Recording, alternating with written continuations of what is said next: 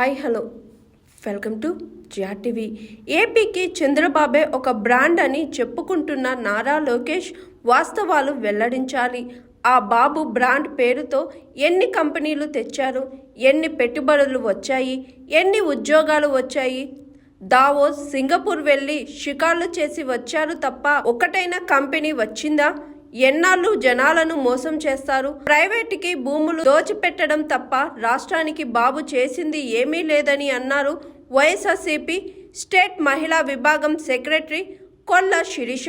ముఖ్యమంత్రి చంద్రబాబు నాయుడు గారు తనయుడు మంత్రి నారా లోకేష్ గారికి ఒక ప్రశ్నకి ఆయన ఇచ్చినటువంటి సమాధానం చూస్తే, తెలంగాణకి హైదరాబాద్ ఉంది, ఆంధ్ర రాష్ట్రానికి ఏముంది అని అడిగితే ఆయన ఇచ్చినటువంటి సమాధానం ఒక్కటే, ఆంధ్ర రాష్ట్రానికి చంద్రబాబు బ్రాండ్ ఉంది, అది చూసే అనేక కంపెనీలు ఈరోజు ఆంధ్ర రాష్ట్రానికి వస్తున్నాయంటే కేవలం చంద్రబాబు నాయుడు గారు బ్రాండే అని ఆయన చెప్తా ఉన్నారు. సరే, ఆయన చెప్పిందే నిజం అనుకుందాం.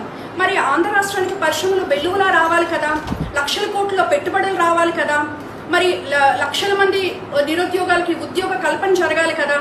మరి రాష్ట్రానికి ఎన్ని కంపెనీలు తీసుకొచ్చారు, ఎన్ని లక్షల కోట్ల పెట్టుబడులు తీసుకొచ్చారు, మరి ఎంతమందికి ఉద్యోగాలు కల్పించారు అని అడిగితే సమాధానం ఉండదు.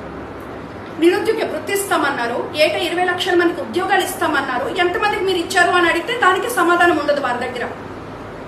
దావోస్ కి గానీ సింగపూర్ కి గానీ వెళ్ళి వచ్చినటువంటి దారి ఖర్చులకి అయినటువంటి పెట్టుబడులు కూడా చంద్రబాబు నాయుడు గారు తీసుకొని రాలేకపోయారు అని వారి పార్టీ వాళ్ళే ఒప్పుకున్నటువంటి సత్యం. ఎంతసేపు సింగపూర్ వెళ్ళాను, అది తెచ్చాను, ఇది తెచ్చాను అని చంద్రబాబు నాయుడు చెప్తా ఉంటారు కదా.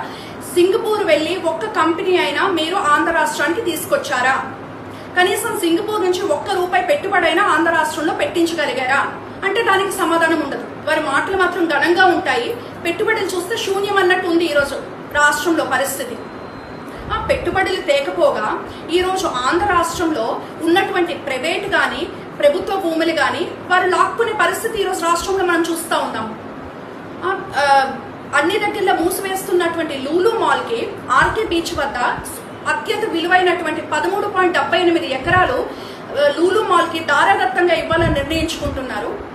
అంటే లూలు మాల్ విశాఖపట్నంకి రావడం వల్ల వారి సంస్థకి చంద్రబాబు నాయుడు గారికి తప్ప ప్రజలకు కానీ ప్రభుత్వానికి కానీ ఎటువంటి ఉపయోగం లేదు అని ప్రజా సంఘాలు చెప్తున్నా సరే ఏమాత్రం పట్టించుకోకుండా వారు ముందుకు వెళ్తా ఉన్నారు అంటే మరి దీని వెనుక ఎంత పెద్ద అవినీతి దాగి ఉందో మనకు అర్థమవుతా ఉంది.